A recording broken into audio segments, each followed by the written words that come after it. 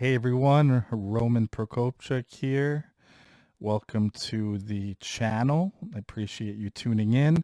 One more Russian torture chamber with ripped out dentures was found in a liberated village. So, one more Russian torture chamber was found in Pisky Radivski village in Kharkiv Oblast.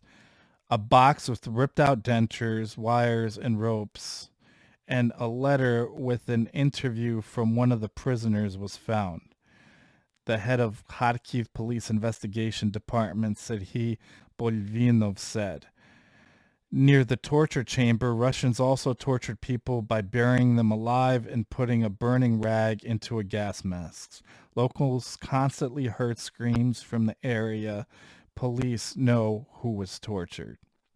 So I've actually seen this. A lot of news stations have picked this up, and when you see this image, I will add it to the cover of the video. It's very disturbing. It's literally a plastic bin with gold and silver dentures.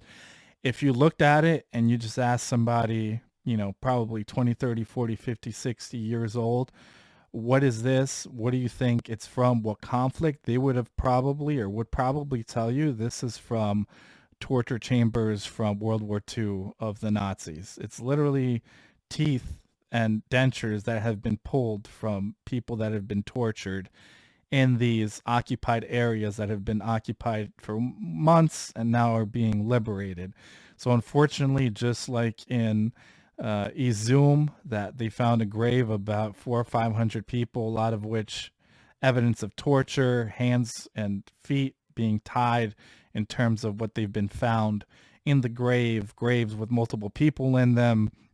As Ukraine liberates more and more land, we're going to keep seeing these stories, and unfortunately, they will get more horrific. We've heard about the rape of children, the torture, um, the imprisonment, the starvation that's been done. But literally, when I saw this, I thought this was World War II all over again, and to a certain extent, it is because a lot of the world is refusing to acknowledge what's actually going on in the conflict or who Russia really is. Some people are saying, Russia is against the West and the, IMF and the World Bank and this Putin's fighting against all these Illuminati people and, he's the good guy.